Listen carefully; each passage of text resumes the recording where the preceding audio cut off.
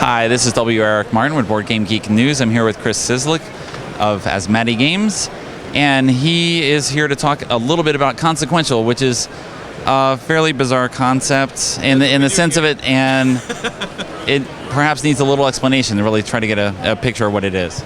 I mean, it's no win, lose, or banana, but what we're trying to do here is putting together let's just start over.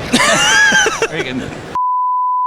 Yeah, so Consequential is a story-driven co-op board game with downloadable episodic content. We've got this shiny iPad here, and this is what we're showing our demo video with the trailer. So yes, this is a board game with a trailer and a episode introduction that we're using in our demo here. What's going on is I was inspired by the whole Risk Legacy concept of evolving a story or a narrative across your board game play. And what we've got is a 16-episode story, which you will play an episode of each week over the course of a season in the spring. Not an actual week. Well, no, each week an episode will be released. You will download it, you'll get to watch a video. The video will tell you how to set up your board game, it'll tell you which locations you're using, it'll tell you the rules for that week. And each week will tell you a different story within this 16-week overall narrative. It's an interesting idea. Okay. So that's the setting, that's the delivery. What's the actual gameplay? What are we doing here? So the gameplay, we've got a board called the Sequence here, and on the Sequence there will be obstacle cards each week. It'll be a different thing. In the first episode here that we're demoing at Gen Con, they are rifts in time and space. The story revolves. And from there it gets bigger. Yeah. Okay. Well, these are simple rifts. They're small. You just need to beat them up a little bit. But the story of Consequential revolves around Earth being connected to a fantasy world called Laris. And this caused a disaster someplace in Earth's future. You're going to be traveling back and forth in time and between the two worlds, trying to piece together how it happened and eventually how to prevent it from happening.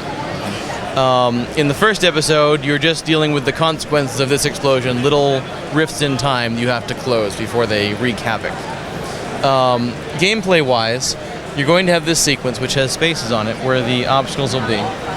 You'll have a story deck of cards, and the story deck will be composed of different cards based on which locations are in the game. Each of these will have icons on them. I think I'm in frame, but if I'm not, whatever. Yeah. Which combat different types of obstacles, and you'll collect them both on the sequence and in your inventory to give you bonuses to roll to get rid of them. And each location has its own special flavor. Each location has its own game text and special things. The characters have special abilities. And so you'll be playing through this interesting story every week, which will change the way you play the game. The box itself will actually be divided into 4 sub-boxes, labeled Act 1, 2, 3, and 4.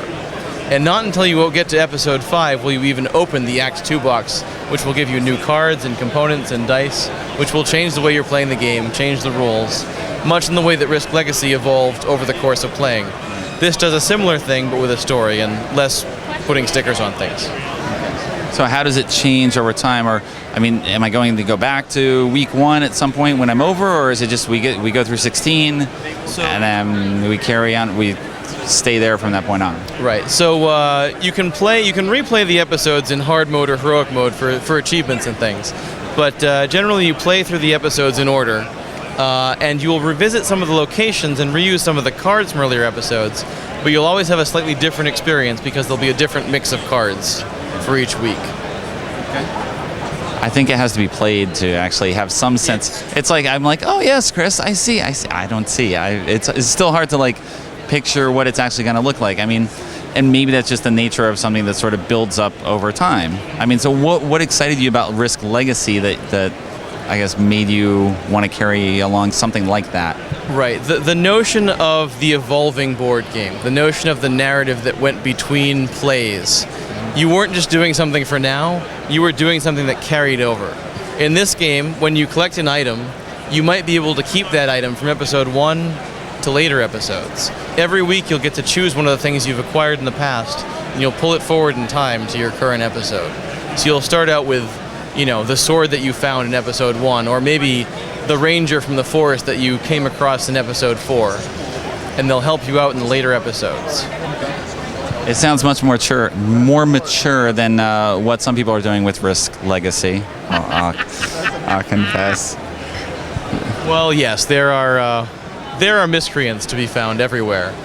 But I feel when I'm explaining this game much the way that I feel about innovation. It's like, well, there are 105 cards that do stuff. Oh.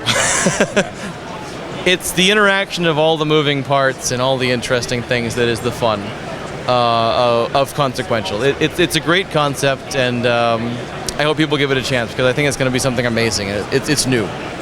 Thanks very much for your time.